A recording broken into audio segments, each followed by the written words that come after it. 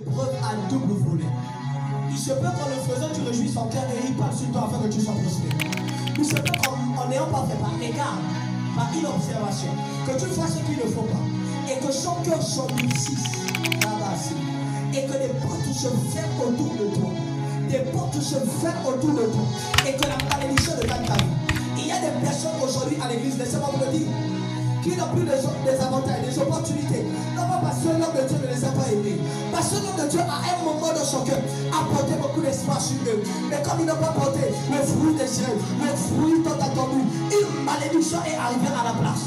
Une malédiction est arrivée à la place. C'est un danger quand on te prend et on te met devant les gens. On dit celui-là, c'est la prochaine, c'est le prochain. Apporter la grâce, apporter ceci. Et qu'après tout ça, tu ne réussisses pas. Il y a une malédiction qui plane à côté de toi. Quand la Bible dit, je parle à quelqu'un, la mort et la vie sont au pouvoir de la langue. Ça c'est un deux. Il dit, je mets devant toi le bien et le mal. Ça veut dire que la malédiction marche à côté des autres. Je parle à quelqu'un. Ça veut dire que la malédiction et la bénédiction sont là et là. Si tu ne fais pas attention, si tu ne choisis pas la bonne chaise, tu peux toucher la malédiction. C'est dangereux d'être un fils de mon frère. C'est très dangereux. C'est très dangereux. C'est très dangereux. Beaucoup de personnes ont perdu leur vie dans le ministère. Parce qu'ils n'ont pas su être à leur place et produire des fruits. C'est comme ce fils prodigue, ou bien ce fils. Apparemment des talents. À qui on a donné, il a dit non, le maître veut amasser là où il n'a pas semé. C'est quel genre de maître? Écoute-moi. La Bible dit que quand Dieu appelle une équipe, donc quand il maudit l'arbre, il ne dit pas là que tu ne porteras plus jamais les fruits.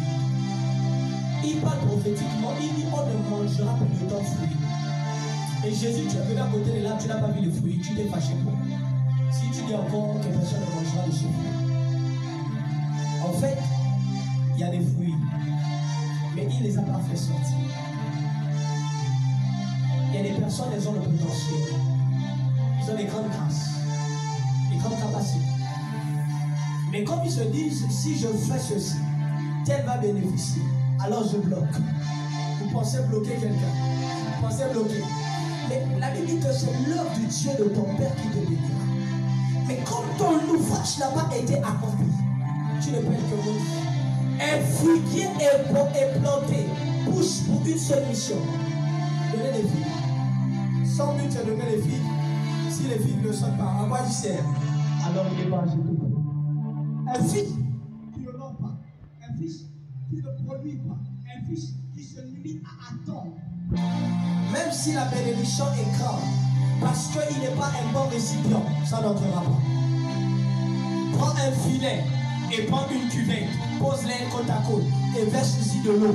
Dis-moi lequel va prendre de l'eau. Peu importe la capacité du filet, même si le filet est plus grand que la cuvette de plusieurs rayons, juste parce qu'il n'est pas un instrument construit pour prendre, il ne pourra rien.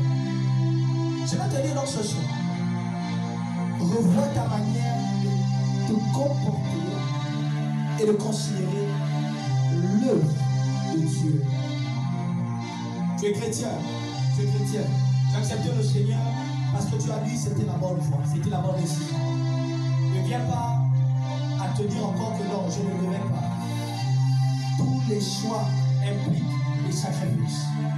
Supporte et crois en ce Dieu.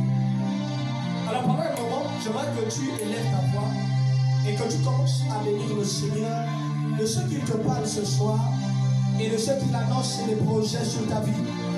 Je dis 1, je dis 2, je dis 3, prie de l'homme tu es. Commence à parler à Dieu, chantons Vakadaba.